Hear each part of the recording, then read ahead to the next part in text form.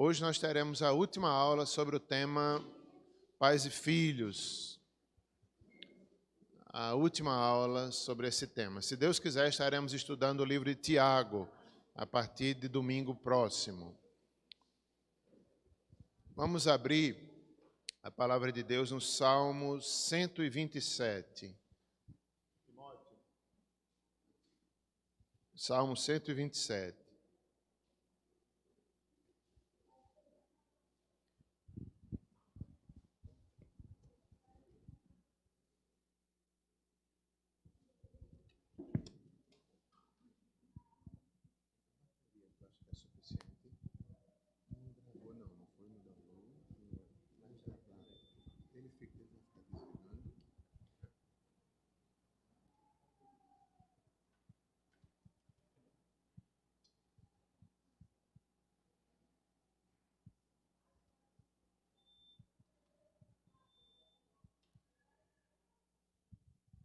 Vamos fazer a leitura desse texto.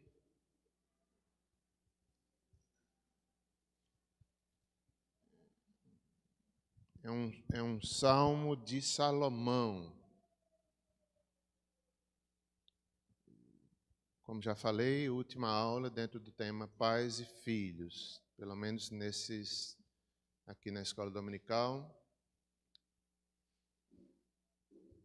O tema proposto é o verdadeiro edificador do lar. Esse salmo vai nos mostrar que todo esforço dos pais, todo esforço da família é inútil se o Senhor não estiver conduzindo a família, edificando. Todo o trabalho, vai mostrar também a responsabilidade dos filhos, vai mostrar que os filhos são heranças, são bênçãos, são dons que Deus dá a um casal, que dá à família, mas também eles têm responsabilidades com os pais. O verdadeiro edificador do lar é Deus, não é o nosso suor, não é nosso esforço, é Deus que realmente sustenta pais e filhos, a família de forma geral. Todo bem procede de Deus. Vamos fazer a leitura. São 5 versículos apenas. Se o Senhor não edificar a casa, em vão trabalham os que a edificam. Se o Senhor não guardar a cidade, em vão vigia a sentinela. Inútil vos será levantar de madrugada, repousar tarde, comer o pão que penosamente granjeastes. Aos seus amados ele o dá enquanto dormem. Herança do Senhor são os filhos, o fruto do ventre seu galardão. Como flechas na mão do guerreiro, assim os filhos da mocidade. Feliz o homem que enche deles a sua aljava, não será envergonhado quando pleitear com os inimigos à porta. Oremos mais uma vez. Senhor, edifica os pais dessa igreja, edifica os filhos, enche-nos do teu Espírito para que possamos cumprir a tua palavra, Senhor, alegremente em nossas famílias. Oramos, em nome de Jesus, nos abençoa nessa manhã. Amém. Dia 11 de setembro de 2001, nós assistimos e temos na memória, aquele incidente ali nos Estados Unidos. 4 aviões são sequestrados de manhã e naquela cidade de Nova York, tão segura, aparentemente, os sequestradores, terroristas conseguem fazer isso, um sequestro de tão alto nível, e ali o primeiro avião bate na torre gêmea. Pensa-se que é um acidente e as câmeras mostram, ao vivo, outro avião vem e bate, então todos ficam pasmos, o que é que está acontecendo, e o povo vai entendendo que não é um acidente, é ali um ataque realmente terrorista. 2 outros aviões também sequestrados, um vai ao Pentágono, o outro cai no meio do caminho, houve briga dentro do avião com os terroristas e o avião cai antes de atingir o alvo. E isso, meus irmãos, apenas é uma amostra de que não há lugar totalmente seguro nessa terra. Mesmo o país mais seguro falha na sua segurança. Por isso que esse salmo diz: uma cidade, quem guarda a cidade é Deus. Em vão vigia a sentinela. Se o Senhor não estiver à frente guardando, Deus é que é o guarda de todas as coisas. E ali, ou melhor, nesse salmo, é um salmo de Salomão, composto por Salomão. Importante e de forma triste, nós observamos que Salomão não praticou muita coisa que ele ensinou nesse salmo.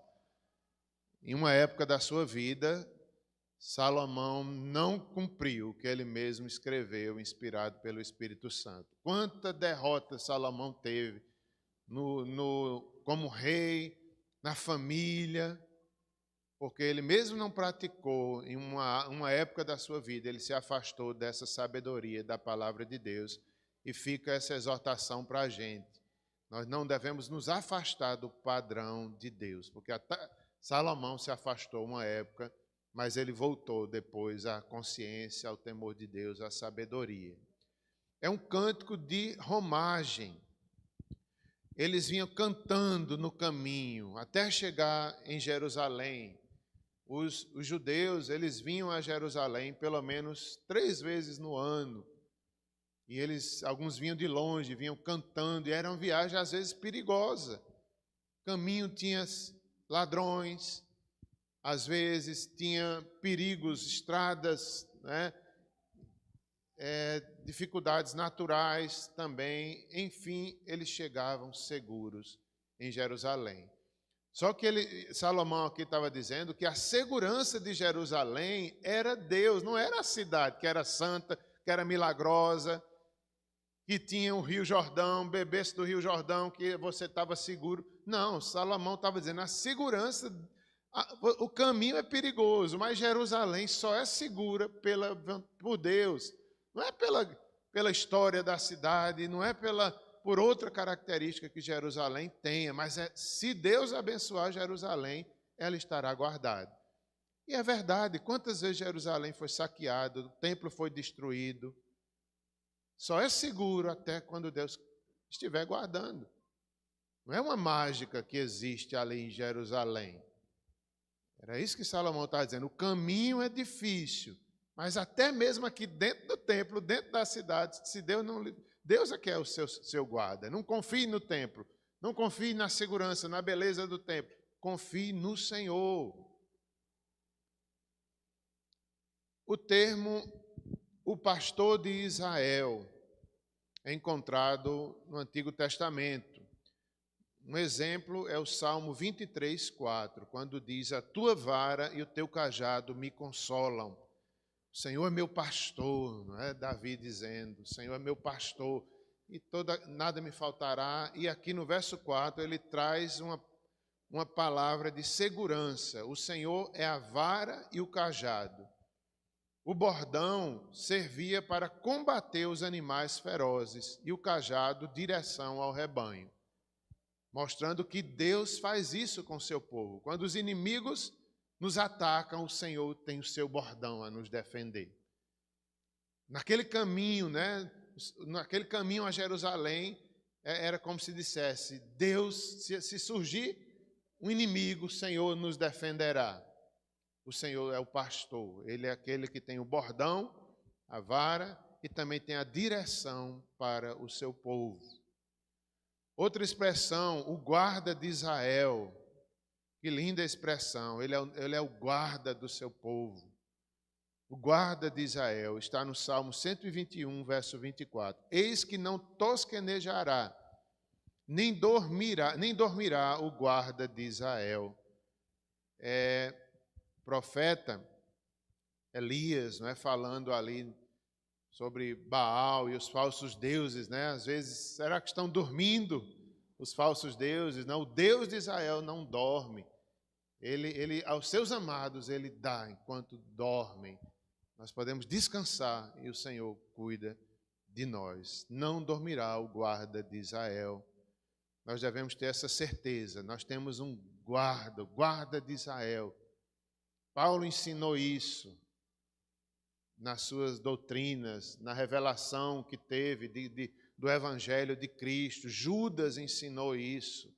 Quem nos separará? É Deus que nos guarda.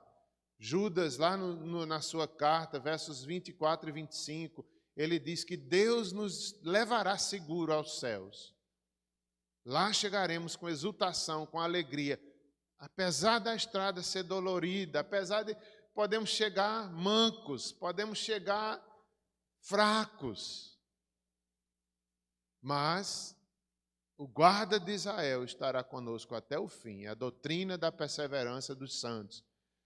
É Deus que persevera em nós, não somos nós. Eu sou fiel demais, eu vou chegar lá porque eu sou fiel. Não. Se Deus não perseverar em nós, nós não chegaríamos.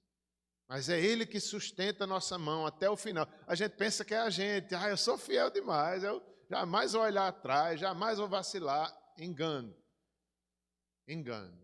É Deus que nos levará, é o guarda de Israel que segurará a nossa mão até os portais da Nova Jerusalém, da Jerusalém celestial, o guarda de Israel. Outra expressão também maravilhosa é o Santo de Israel. Ele é o Santo de Israel. Nosso Deus é santo, seus propósitos são santos. Está no Salmo 89, verso 18. Porque o Senhor é a nossa defesa. O Santo de Israel, o nosso Rei. Que expressão linda. Deus é nossa defesa. A justiça de Cristo nos defende do maligno, do mal. Nós temos uma defesa, nós temos a armadura do Senhor na nossa vida. A fé, a verdade, a palavra. Nós temos armas de defesa. O Senhor é nossa defesa, a justiça, o sangue de Cristo está entre nós e o pecado. O Senhor é nossa defesa, o Santo de Israel. O Senhor é a nossa defesa, o Santo de Israel é o nosso Rei. No Salmo que lemos, o Salmo 127, ele vai nos dizer: o esforço humano é inútil sem o concurso de Deus. Seja na edificação de um lar, seja no templo, que nós devemos lembrar também que, como foi escrito por Salomão, talvez Salomão estivesse pensando no templo. Se o Senhor não edificar uma casa, uma família, até mesmo o templo, todo esforço humano será inútil. Era como se ele dissesse: todo esforço dos sacerdotes, todos os sacrifícios, todas as leis, se o Senhor não estiver abençoando, é em vão, é só religiosidade. Não adianta levar o melhor boi, a melhor oferta. Se o coração do adorador não estiver ali diante do Senhor, é tudo inútil, é um trabalho, é uma oferta inútil. Seja no templo, seja na família, seja na vida de cada um individualmente. Veja só, na edificação de um lar, todo esforço humano, o autor aqui das lições que eu estava estudando, ele mostra, até a família hoje em dia as pessoas querem edificar pela sua própria força. Eu sei fazer uma família, eu sei, tem laboratórios, eu posso comprar um filho. Esse salmo nos ensina, é vão o esforço humano. Ele vai dizer que ainda que a gente consiga fazer, mas valeu a pena. É como se dissesse: a gente pode fazer a igreja mais bonita de Campina Grande, o prédio mais bonito, mas Deus mandou, valeu a pena esse esforço todo. A igreja presbiteriana do Catolé vai ser a maior, mas é isso que Deus quer para a nossa igreja. É essa ideia, seja na família, seja no templo, seja na igreja. Eu fiz o melhor, mas Deus mandou você fazer dessa forma, você fez da forma correta. Essa é a lição desse salmo também. Seja na edificação de um lar, numa cidade, ou da nossa vida em particular, ganhar a vida. É aquela ideia, Ganhar a vida, ganhei, prosperei. Quantos maridos e mulheres às vezes caem nessa armadilha aqui? Eu fiz, eu fui, ganhei o mundo todo, trouxe dinheiro para dentro de casa, valeu a pena. Se não fez no temor de Deus, se não fez honrando a Deus, às vezes prosperou e depois diz, meu Deus, para que valeu tudo isso? Tem gente que prospera e perde a esposa, não é assim? Tem esposa que prospera e perde o marido. Não é que não é para prosperar, é para fazer, mas da forma correta. Os dois juntos, trabalhando. O maior não é a prosperidade, o maior não é a beleza da casa, não é a beleza do palácio, não é a beleza do templo. Mas fizemos a vontade de Deus, valeu a pena. Se fizemos no temor do Senhor, confiando dele, não no nosso projeto. A Torre de Babel não foi assim também, lá em Gênesis, né? Os homens edificando uma torre na vontade deles. Aí Deus confundiu tudo, confundiu as línguas e eles tiveram que aprender de forma dura. Tudo vale a pena se fizermos na dependência de Deus, e a família também. Esse salmo inclui 3 preocupações comuns entre nós, que é a construção, a segurança e a criação de um lar, de uma família. São coisas que preocupam todos nós, né? A construção da vida, os planos, os projetos, o que Deus quer de nós, o estudo. Né? Agora eu lembrei, eu tenho minha forma, às vezes, engraçada de educar os filhos. A Juliana está numa fase que ela está gostando de estudar, sabe? Estuda, eu vejo que ela está bem dedicada. Aí eu fico brincando, eu digo, Juliana, não estuda demais não, Juliana. Tá bom, Juliana. Cuidado, Juliana, de estudar demais não faz bem não. É brincando com ela. Depois eu ensino e digo, vale a pena, Juliana, fazer da forma correta. Da forma correta vale a pena, mas não confiando em você mesmo. Então é isso que está ensinando aqui, a segurança, a construção, os projetos humanos. Eu vou fazer isso, vou fazer aquilo. Tudo bem, a gente pode pensar, mas submeter aquilo a Deus. A segurança, como a gente se preocupa com a segurança, né? E devemos fazer nossa parte. Não é para a gente, Deus é minha segurança, então eu não vou olhar o perigo, eu vou chegar a qualquer hora da noite em casa, não vou me preocupar, não vou colocar segurança, porque Deus é minha segurança. Não é isso. A gente faz a parte da gente. Deus nos quer trabalhando, Deus nos fez criativos, nos deu trabalho, nós devemos fazer nossa parte, para a glória dele. Agora, sabendo que se o Senhor não estiver naquilo, tudo será em vão. Versículo 1. O versículo 1. Se o Senhor não edificar a casa, em vão trabalham os que a edificam. Se o Senhor não guardar a cidade, em vão vigia a sentinela. O texto está nos ensinando que empreendimentos e conflitos, o produzir e o conservar, tudo depende do Senhor. Ou é feitura do Senhor, ou é sem razão de ser. É isso que esse versículo está dizendo. Se Deus está naquilo, se é feitura de Deus, se é Deus que está nos conduzindo, glória a Deus. Se é projeto apenas humano, não tem razão de ser. No final, será vaidade.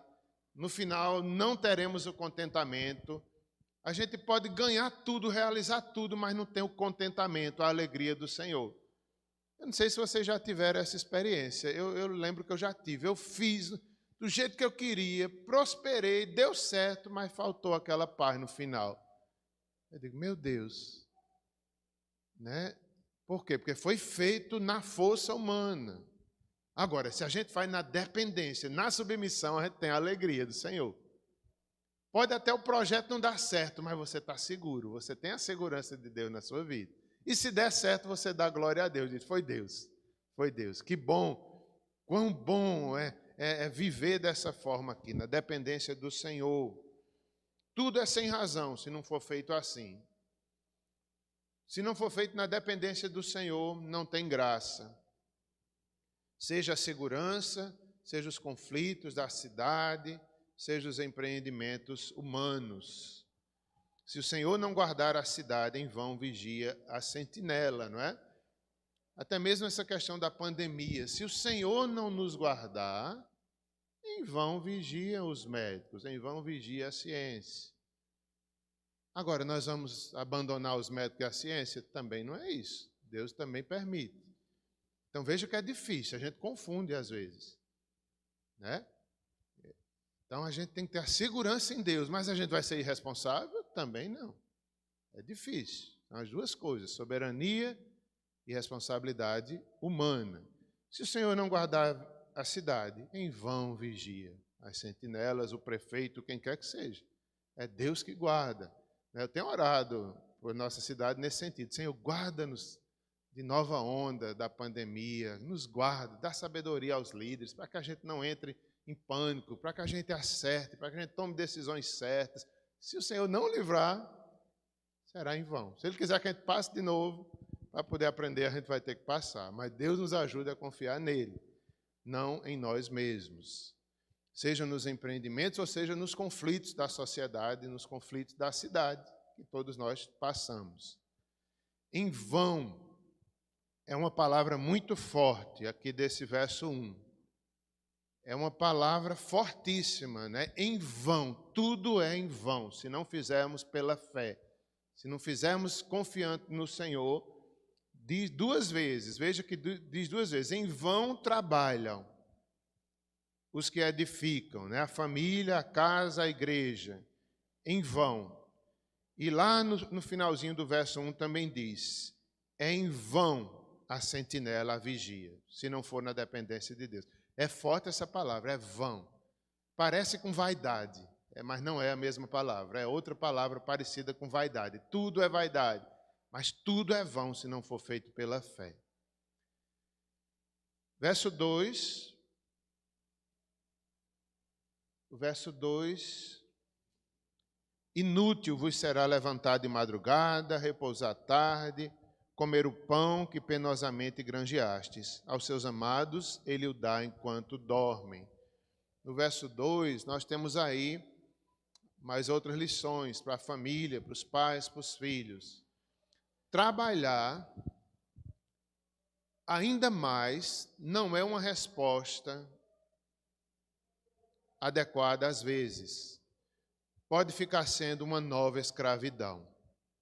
Então tem essa lição aí. Às vezes a gente pensa que a solução para a nossa família é trabalhar mais, é dar serão, é fazer... Pode virar uma escravidão se a gente não tiver cuidado, porque às vezes mostra uma falta de fé. Às vezes mostra que a gente está querendo estar no controle da nossa vida, da nossa família. Eu que vou trazer a provisão, se eu não trabalhar a gente vai morrer. Não é isso, aqui não está falando de preguiçoso. Aqui está falando de pessoas que trabalham, que já vivem de forma correta, mas pela ansiedade querem ir além. Eu vou dar um jeito, eu vou fazer mais. Aí vira uma escravidão. Então, nós temos que aprender a descansar. Trabalhar é um mandamento e descansar também é. As duas coisas são um mandamento de Deus. Trabalhar é obrigação, descansar também é. E o descanso inclui confiança. É Deus que me dá. É Deus que faz prosperar o meu trabalho. É Deus que coloca pessoas para comprar, para vender. É Deus, é Deus. Não é nosso esforço, porque senão pode virar uma escravidão. Não se trata de fracassos dos nossos projetos. Há pão como resultado. O pior é que não levam para lugar nenhum. A casa e a cidade podem sobreviver, mas será que valeu a pena edificá-las? Como eu já falei. O verso 2, como já lemos, diz aí, olha, o pão que penosamente granjeaste. Significa que vai haver pão, mas não é um pão saboroso, porque não foi feito na vontade de Deus. Foi feito na escravidão.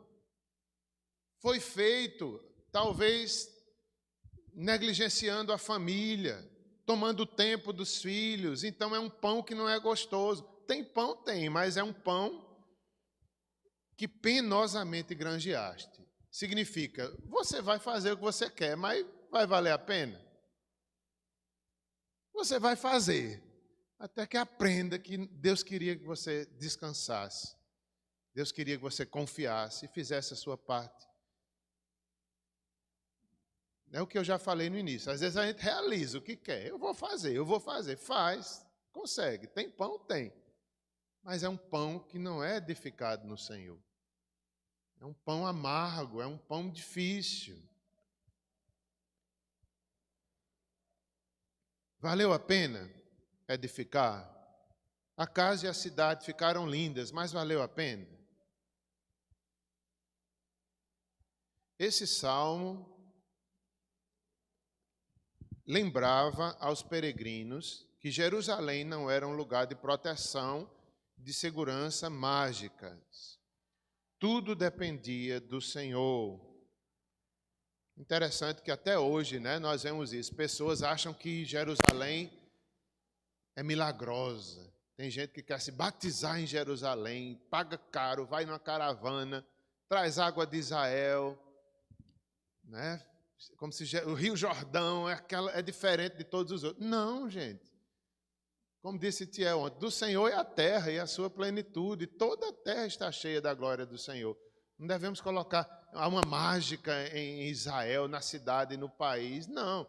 Eles são importantes, provaram riquezas da lei de Deus, dos milagres de Deus.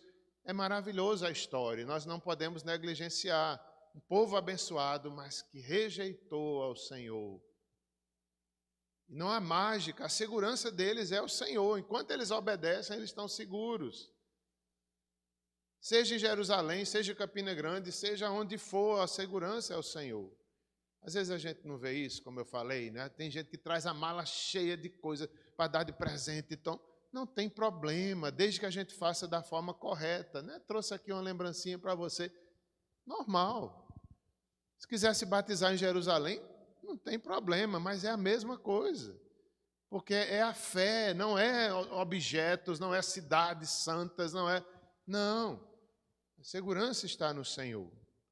Se quiser viajar para Jerusalém, pode viajar com a caravana, vale a pena, tem as questões históricas, bíblicas. Quem dera que nós fôssemos uma caravana aqui, já pensou? Caravana da Igreja Presbiteriana do Catolé. Eu queria ir. Presbítero Edivan, pensa nisso, Edivan. Pensa nisso. Então, amém. Vamos se animar. Quem sabe a gente vai em uma caravana, mas da forma correta. A gente chega na casa de... Sim, é verdade. Boa ideia. Bruno, verdade. Ele faz caravanas, Quem sabe, É só um sonho, irmão. Não vamos se animar muito, não. É só um sonho, Mas pode ser. Se for edificado no Senhor, vale a pena. Se não, não vale. Então é isso, meus irmãos. Não, essa questão, a nossa segurança está no Senhor. Não é no milagre de Jerusalém. Nosso milagre é o Senhor, em qualquer lugar deste mundo. Uma cidade não é segura mediante as suas defesas humanas. Não é o tamanho do exército. A própria Bíblia mostra que o próprio exército de Deus, o exército de Davi, o exército, às vezes ganhou com pouca gente, como é o caso de Gideão, 300 homens. Quantas vezes Israel estava com um exército grande e perdia em Ai? Venceram em Jericó, em Ai, que era uma cidade bem pequenininha, eles com um exército forte perderam, porque Deus não estava com o exército. Eles estavam em pecado. Então, a nossa força não está no exército, mas o Senhor é que dá a vitória. Isso que esse salmo também nos ensina. Uma cidade não é segura mediante a sua defesa, mas ela deve ter defesa. Não é pelos muros. Nós devemos lembrar que a Nova Jerusalém não haverá muros, ou melhor, o muro é baixo. Na linguagem figurada de Apocalipse, a cidade é alta, larga, Mas o muro é baixinho, a gente fica sem entender. Por quê? Como é que pode uma cidade tão grande da Nova Jerusalém com um muro desse tamanho? Porque o Senhor é a segurança da Nova Jerusalém. Não precisará de muros. Eternamente estaremos seguros. Uma cidade não é segura mediante a sua defesa, mas pela proteção do Senhor. O Salmo proclama, antes de seguir, não é, meus irmãos? Estava lembrando que a nossa segurança realmente é Deus. Como a gente precisa aprender isso? Não é fácil a gente praticar. Como eu já disse, Salomão teve um momento que não praticou isso. O Espírito Santo usou, ele escreveu, mas teve hora que ele não praticou. Do mesmo jeito é a gente. A gente crê, a gente sabe, mas tem hora que é difícil acreditar que Deus é a nossa segurança. Como eu preciso aprender isso quando eu estou dentro de um avião? Eu não gosto, mas eu tenho pedido a Deus, Senhor, me ajuda. Para mim, uma das horas mais difíceis da vida é entrar dentro do avião. Não sei por que eu sou assim. Eu não queria que fosse assim. Eu não queria. Mas eu acho que eu estou melhorando, sabe? Eu sempre estou cada vez melhorando mais. Eu penso que eu estou. Mas só que nessa hora eu tenho que me lembrar, Deus é minha segurança. Porque bate a ansiedade. Eu fico querendo estar no lugar do piloto. Eu digo, se eu estivesse lá, eu fazia melhor do que ele. Não sei se vocês assistiram Top Gun agora, né? O 2, aqueles pilotos lá. Eu digo, eu acho que era mais fácil eu andar num daquele do que num avião, porque pelo menos eu estava pilotando. Quer dizer, eu assisti o filme, eu acho que eu vou fazer um curso de piloto. Depois daquele filme eu gostei. Né, Valdo? Gilene. Então, é isso, a segurança não está no piloto, não está na aeronave, está no Senhor.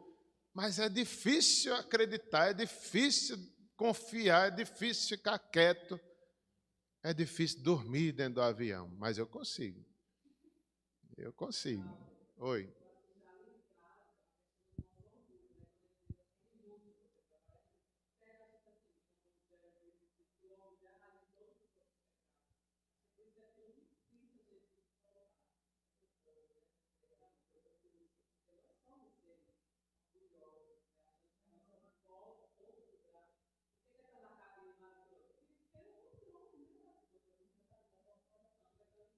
É verdade, Simone.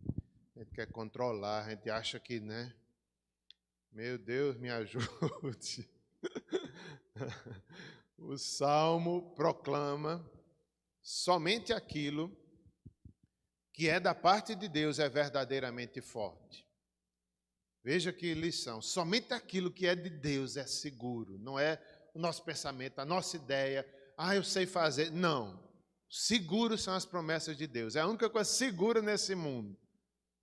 Seguro é o que Deus prometeu. E ponto. Não é não sei nem que tem essa palavra, a arquitetação da gente. O arquitetamento da gente. O planejamento, a administração, a gente pensa que é, mas não é. Agora, é para a gente fazer isso? É para a gente se planejar, é para a gente trabalhar, é para a gente buscar segurança, sim, mas na dependência de Deus. Senão, será em vão, será útil. Oi. Sim, sim.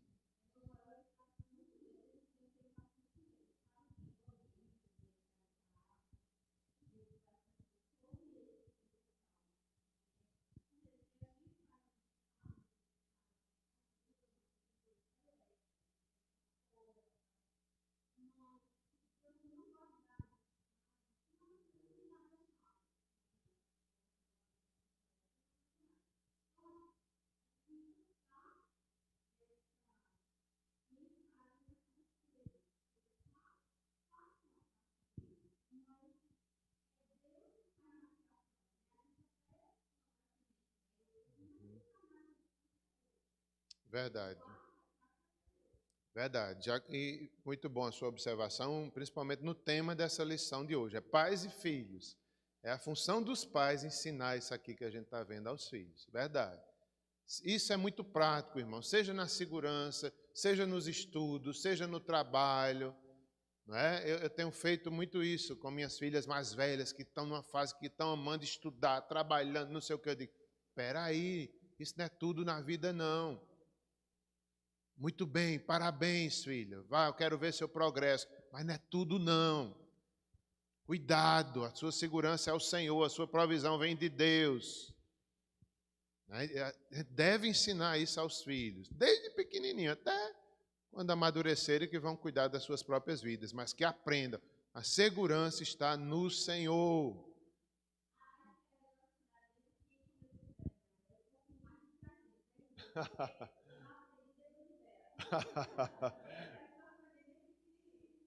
Verdade. Quanto mais cedo a gente aprender, né, melhor. O Senhor realmente é segurança. É aquela questão, construir a casa sobre a rocha, né? A casa edificada sobre a rocha, ela não cai, vem os ventos, vem as chuvas, vem o temporal, mas ela permanece de pé. A casa edificada sobre as rochas, sobre a rocha. Os ventos sopram sobre o crente, sobre o descrente da mesma forma, mas nós temos uma segurança. Nós temos uma rocha eterna. Outra parte do Salmo está agora falando sobre os filhos. Quando o verso 3 em diante, verso 4, 3 e 4 especialmente, está dizendo que os filhos são dádivas de Deus. A lição 9 da revista Pastoreando a Família, da editora Z3, vai nos trazer algumas lições sobre esse tema. Os filhos são dádivas de Deus. Então, primeiramente, filhos são herança do Senhor. Eles representam segurança, força e a sensação de permanência. Filhos, isso aqui é interessante, é verdade, mas vejam como é perigoso. Porque a gente não pode colocar nossa segurança nos filhos, nem nossa força nos filhos, e nem a nossa sensação de permanência neles. Que é verdade, os filhos trazem segurança aos pais, os filhos protegem os pais mais velhos, é isso que está ensinando aqui. Os pais mais velhos precisarão da ajuda dos filhos mais novos, normalmente, pode até ser que não, mas os filhos devem lembrar disso. Pode ser que meus pais precisem e eu devo estar disposto a ajudar. Aqui são filhos e filhas. Como é importante isso, a gente ensinar nossos filhos, né? Não é cobrar, não é dizer, vocês vão ter que cuidar de mim, jogar um peso grande demais sobre eles, não é isso. Mas é ensinar isso aos filhos.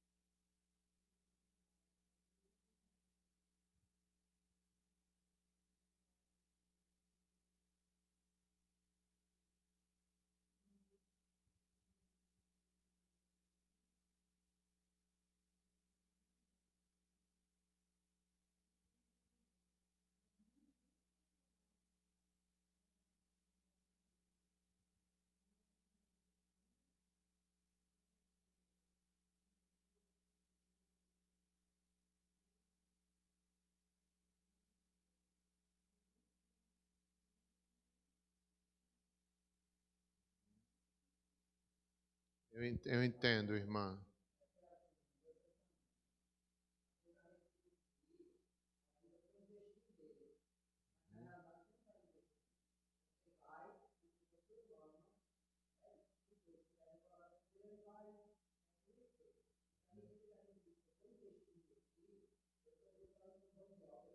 Uhum.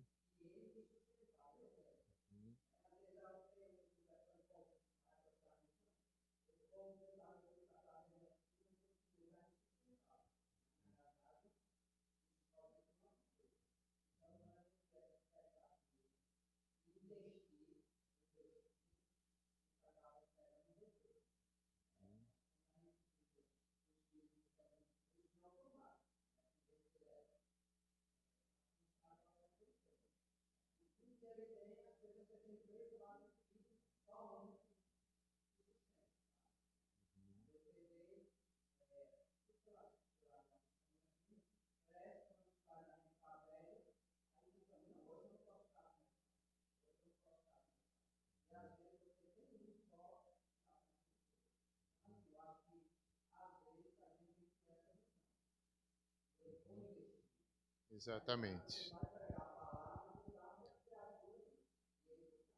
É verdade, é verdade. A gente ensina isso, né? Eles devem obedecer, mas a nossa segurança é o Senhor, a nossa provisão é o Senhor. Mas que eles devem fazer, devem. É, né? São as duas coisas num só ensino.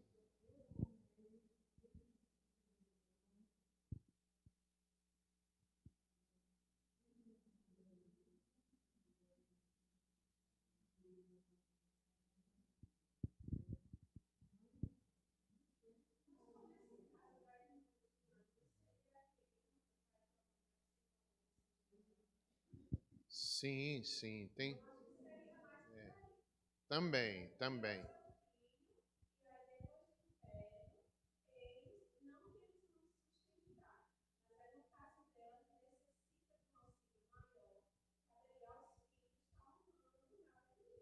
É, exatamente. É a obrigação dos filhos. É, eu tenho conversado com os 3 filhos dela, com todos os 3 filhos, porque é uma história longa que a gente tem que entender toda a história, né? É, eu escuto a irmã, escuto os filhos, é como ela está dizendo.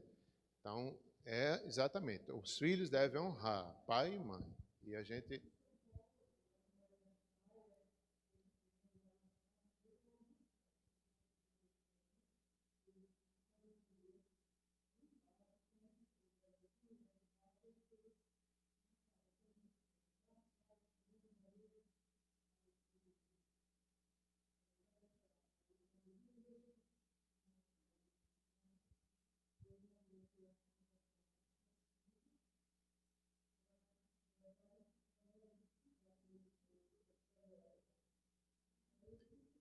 Eu entendo, irmã, eu entendo. Vamos seguindo, não é?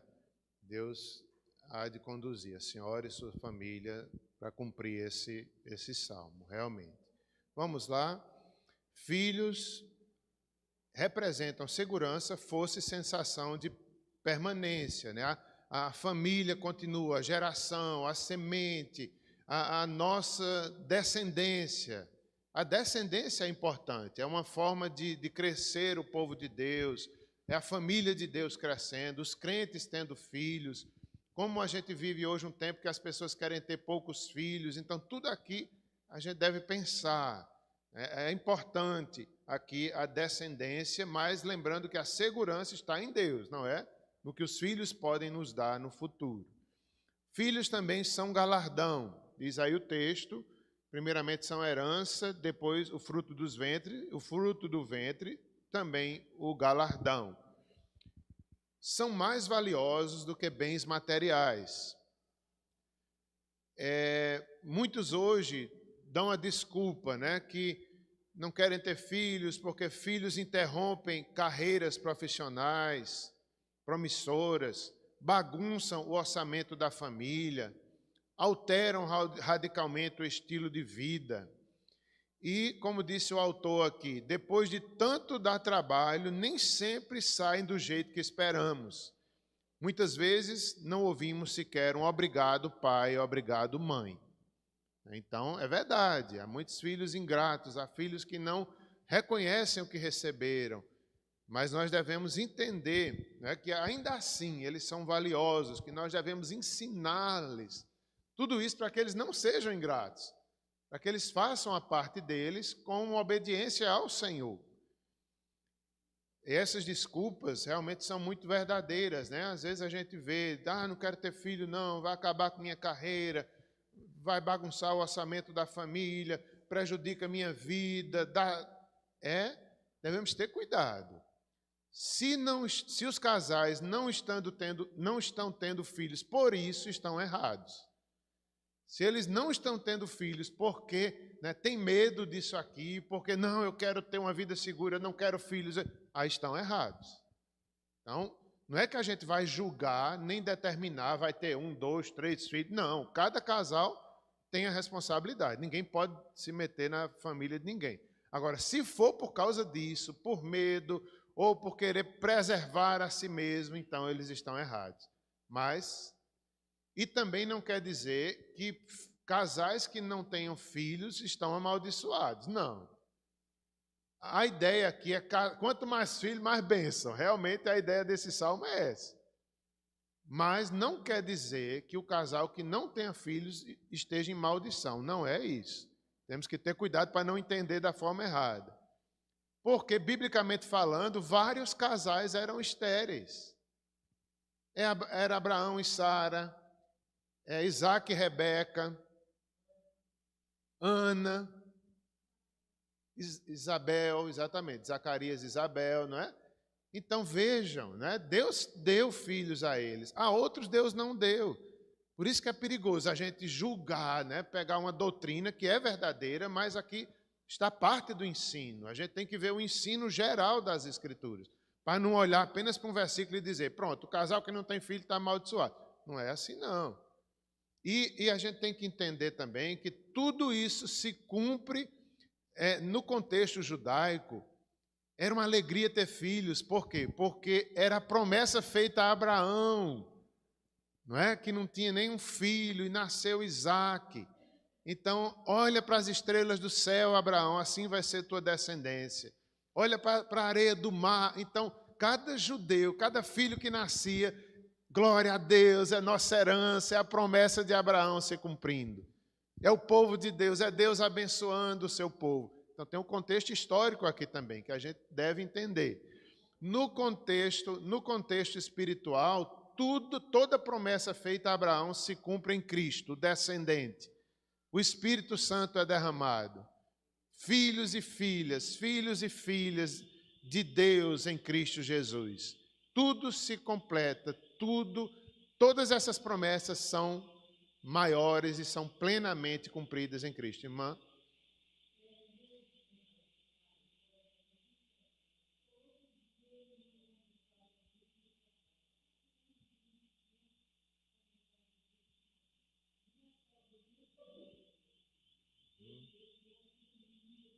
Graças a Deus.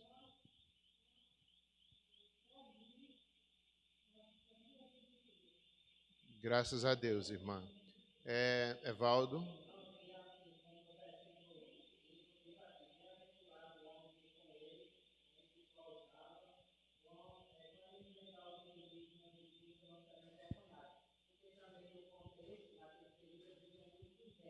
Uhum.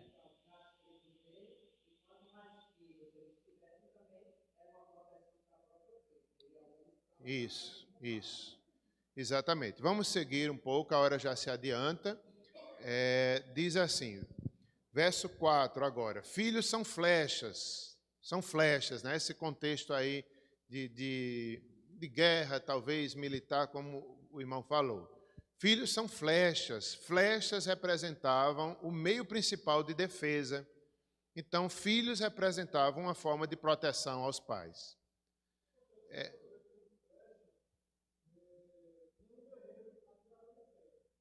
Uhum.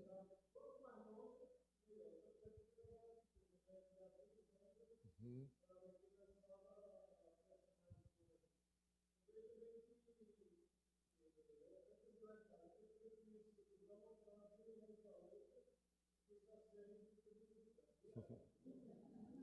Pois é, e flecha, Divan, o guerreiro não atira no pé, como você falou. Ele treina, né? Ele treina o arco, ele testa o arco, ele produz uma flecha boa. Da mesma forma, os pais devem treinar, devem estudar sobre o assunto, pais e filhos, para que possa atirar a sua flecha longe, o mais longe possível, no alvo de Deus, não é? Não só geograficamente falando, mas a tarefa dos pais é que os filhos encontrem Cristo, que eles sejam maduros, que eles saibam edificar a sua vida no Senhor, não na força dele mesmo. É essa a mensagem. Que os filhos aprendam, né? Que a segurança deles é Deus. Então a flecha acertou o alvo. Aprendam a se defender, aprendam a praticar a palavra. Tudo isso está aqui na flecha. É uma flecha preparada. Ele não vai atirar no pé, mas ele sabe o que está fazendo. Cristo é o alvo, então é um filho maduro, é o desejo de cada pai e de cada mãe. Eles representavam uma proteção para os pais, uma defesa contra a solidão, um auxílio na enfermidade, um socorro presente na velhice. proteção diante dos inimigos, né, nesse contexto aí de exército também. São como flechas, os filhos precisam ser direcionados. Olha que coisa importante, principalmente filhos pequenos, bebezinhos, até chegar à maturidade, a gente tem que direcionar mesmo. Tem pais que deixam os filhos escolher. Não, você escolhe, você vai para a igreja ou não vai. Ah, eu posso fazer... Não, enquanto são pequenos, a flecha tem que ser direcionada.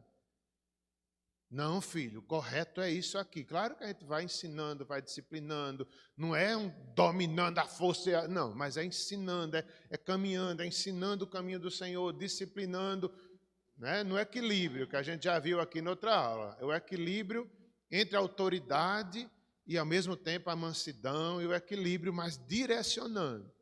A tarefa dos pais é direcionar a flecha. Quando eles crescem, não. Aí é por risco e conta deles. De longe a gente fica dizendo, meu filho, eu lhe ensinei. É o que a mãe de Agur fez, lá em Provérbios. A mãe de Agur, o príncipe, o rei Agur, Provérbios, acho que é 31, né? Então, ela era como se ela estivesse dizendo e ele lembrando, ó filho, eu te criei no caminho. Agora, cabe a você cumprir. Conselho de uma mãe para um filho. É porque isso. Enquanto é pequeno, a gente direciona. Depois é um conselho. Exatamente, Edivan. É pequeno, não, filho. É aqui, é preciso. Vamos para a igreja. Depois é um conselho. Filho, eu te criei, eu te ensinei. Deus é tua segurança. Acredita nisso, filho. A gente exorta e a gente aconselha. Mas é diferente quando os filhos estão maduros. Essa questão do Salmo também... Os filhos precisam ser direcionados, flechas sem rumo, frequentemente voltam, ferindo o coração dos pais. Essas frases aqui, últimas, são do Davi Merck. E isso eu achei tão forte. Ó. Flechas sem rumo, frequentemente voltam, feito um bumerangue, e ferem o coração dos pais. Não é desse jeito, irmãos. Filhos que não foram disciplinados, filhos que não estão maduros, às vezes voltam para dentro de casa. Às vezes tem filho solteiro e cabe para os pais cuidar. É um sofrimento. Como eu vejo isso? Não é só naquela época, não. Ainda hoje, flechas que não são bem atiradas voltam feito um bumerangue e ferem o coração dos pais. Isso é verdade. Vergonhar seus pais. Provérbios, verdade, Clênia. Caminhando aí para o final... a Bíblia de Genebra traz um comentário que eu achei importante. Um pai pode ser sustentado durante a sua idade avançada por filhos jovens e fortes. Os filhos são o cumprimento da promessa feita a Abraão de que o povo escolhido tornar-se uma grande nação numerosa. Gênesis 12, 1 a 3. O enfoque final da promessa de muitos descendentes feita a Abraão recai sobre Jesus Cristo, em Atos 2, 39. Eu acho lindo esse texto, irmãos, quando o Senhor ali derrama o Espírito em Pentecostes e Pedro se levanta, prega o Evangelho, muitas almas se convertem e Pedro diz, a promessa é para vocês, para seus filhos e para todos que estão longe, para todos quantos o Senhor nosso Deus chamar. Veja que coisa linda. Se cumpre a promessa de Abraão plenamente em Cristo. O derramado do Espírito. A promessa é para vós. O Evangelho é para vocês, para seus filhos e a todos quantos o Senhor chamar. Nós devemos lembrar disso. Que promessa nós temos para nossos filhos. E... ainda importante, aqui um comentário do Dr. Davi Merck, no comentário bíblico La Família e Casamento, ele faz uma advertência que eu achei bom colocar aqui. Vejam só, meus irmãos, apesar da importância da família, ela sempre vai ser importante, foi Deus que estabeleceu a família da forma que Ele deseja, mas nós devemos lembrar, cuidado com a familiolatria. O autor vai dizer isso, cuidado, que às vezes a gente torna aquilo que é bom uma idolatria, e não pode ser. E familiolatria não é isso, é obediência, é diferente de idolatria. É importante Isso aqui é uma frase do Dr. Davi. É importante nos lembrarmos de que, apesar de se tratar de um tema importante nas Escrituras, não é o enfoque principal da revelação divina. A prioridade dos dois testamentos é mostrar como Deus trouxe a salvação em Cristo Jesus e por meio dele. Então é isso, né? A família é importante, sempre será. E ela é importante por quê? Porque mostra a glória de Deus. Ela é importante por quê? Porque cumpre obedientemente o chamado de Deus dado lá em Gênesis. Ela é importante porque ela reflete uma verdade espiritual. O casamento reflete Cristo e a igreja. Cada casamento está mostrando ao mundo Cristo e a igreja, Deus, o seu povo. Então, cada família é um testemunho para esse mundo. Cada pai ali, a forma que criamos nossos filhos, glorificando a Deus, está mostrando o evangelho ao mundo. Então, a família é importante e sempre será, mas nós não podemos idolatrar a família. Temos que adorar a Deus e cumprir tudo isso em obediência para o louvor da sua glória. Tem dois exemplos aqui, eu estou caminhando para o final, a gente finaliza com esses dois exemplos.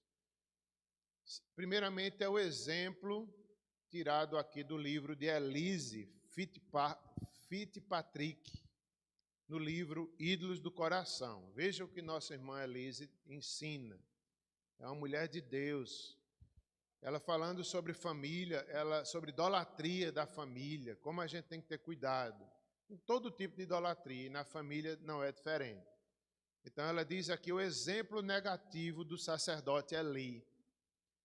Embora servisse a Jeová e ocupasse o cargo mais elevado de autoridade religiosa, estava mais preocupado em agradar seus dois filhos rebeldes do que agradar a Deus. Isso aqui é muito forte, né? Quando os pais, em vez de estar preocupados com a glória de Deus, com a vontade de Deus, estão mais preocupados em agradar os filhos. Isso é idolatria, isso é errado. Foi o pecado do sacerdote ali, que não tinha coragem de dizer um não para os filhos, não sabia repreender os filhos. Era o pecado de Eli, era uma idolatria. Esse fato é evidente, pois quando seus filhos agiram com impiedade, ele não os disciplinou. Deus confrontou Eli por seu pecado. Olha o que Deus disse a Eli: por que honra teus filhos mais do que a mim? Veja o que disse Deus a Eli: porque tu honras mais teus filhos do que a mim. Como é forte isso, irmãos. Nós nunca poderemos honrar mais os filhos, por mais que eles sejam importantes, são heranças, são galardão, são importantes para nós, na nossa velhice, na nossa enfermidade, tudo isso é verdade, mas eles estão bem abaixo que Deus. Eles devem entender que o centro da família, o centro das nossas vidas é Deus, não é eles. Eles não são o centro da nossa vida. Deus é o centro. Não pode nenhuma criança tomar o centro da casa, o centro da vida, porque vira pecado, vira bagunça. Deus é o centro.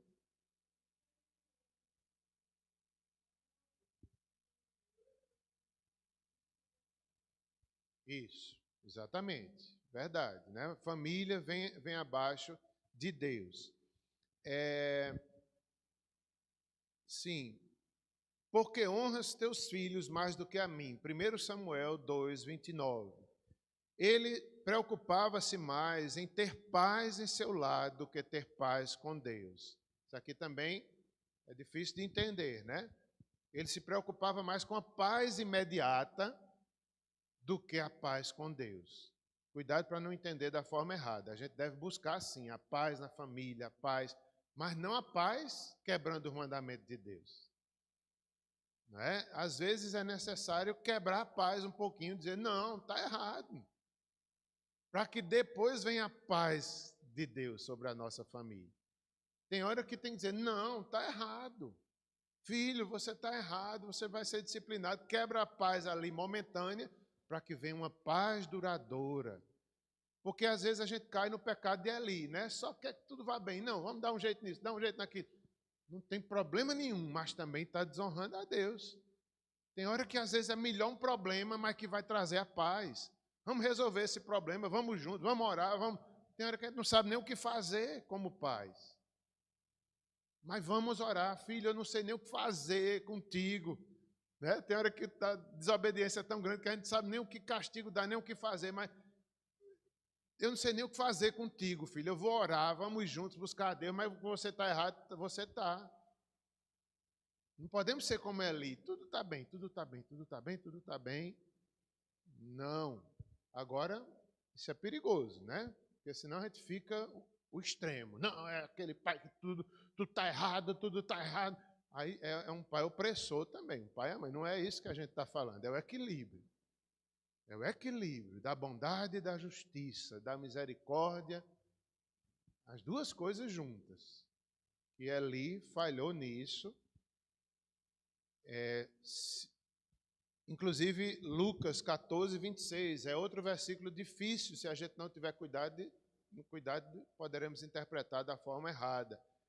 Diz lá Lucas que se alguém vier a mim, disse Jesus, e amar pai e mãe, mulher, filhos, irmãos e irmãs, e até a própria vida, mais do que a mim, não pode ser meu discípulo. Veja como é forte esse versículo de Jesus.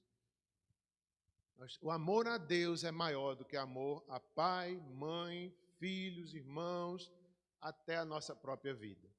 Não podemos amar a nós mesmos mais do que a Deus. É difícil esse versículo, mas é muito forte. Não podemos idolatrar nada nem ninguém, só o Senhor é o centro das nossas vidas. E em último lugar, aqui o exemplo positivo de Abraão, meus irmãos. Que coisa linda, Abraão. Ele foi o contrário de Eli. Abraão, imagina o que Deus pede a Abraão, seu filho Isaque. A Bíblia faz questão de dizer que era um filho amado, filho da promessa, filho pelo qual viria o Messias, a descendência do Messias viria em Isaque. Em Isaque será chamada a tua descendência. Promessas de Deus ali. Mesmo assim, Abraão entrega. Mesmo assim, Abraão obedece, ao contrário de Eli. O que é que pensa Abraão? Né? A Bíblia diz que ele sabia que Deus era poderoso para ressuscitar Isaac, se quisesse. Ele fez em obediência. Alguns autores falam, né? Algumas hipóteses, né? Eu achei interessante uma delas. Abraão sabia que Deus poderia dar outro filho a ele, se quisesse, mesmo que ele tivesse mais velho ainda. Mas a promessa de Deus não falharia. Ainda que Isaac morresse, Deus ia cumprir a promessa. Então Abraão creu. Nós, pais, devemos crer. Deus é o centro da família. Deus está conosco. Devemos fazer assim. Então, Abraão representa e de fato foi o pai que confiava em Deus. O filho amado ele entregou. Abraão tinha esperado anos por aquele filho. Mesmo assim, entrega. Ele crê, ele entrega, ele obedece, ele honra a Deus mais do que a seu próprio filho. Que Deus nos ajude. Finalizamos.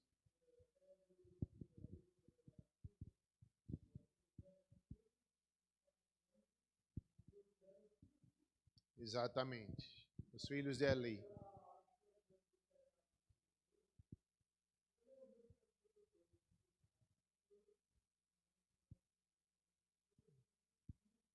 Exatamente. Agem como ímpios, são ímpios, desonravam a casa de Deus. Os filhos de Eli, realmente é lamentável. E ele sofreu um castigo, que foi perder o sacerdócio. Ele foi rejeitado ali, porque ele não honrou mais a Deus do que aos seus filhos. É triste. Os filhos se tornaram ímpios, mesmo sendo judeus, mesmo sendo filho de Eli, do sacerdote, dentro do templo. Que tristeza. Judeus, dentro do templo, filho do sacerdote, eram ímpios. Que tristeza. Que tristeza. Acontece. Acontece.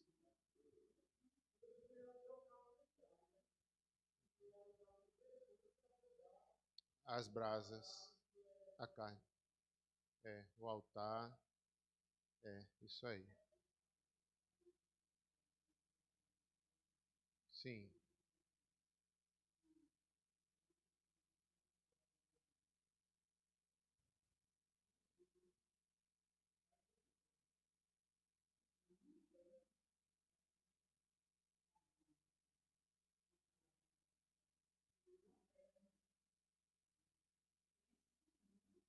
Meu Deus. Meu Deus, que forte, né? Nossa parte é falar, é exortar, é não se calar. E eles são de ouvir, ou então receberão as disciplinas, né, do desobediente. Mas no que depender de nós, vamos insistir, vamos fazer tudo como Abraão fez, entregando, honrando a Deus, fazendo a vontade do Senhor. Neto, tem algum louvor para a gente encerrar?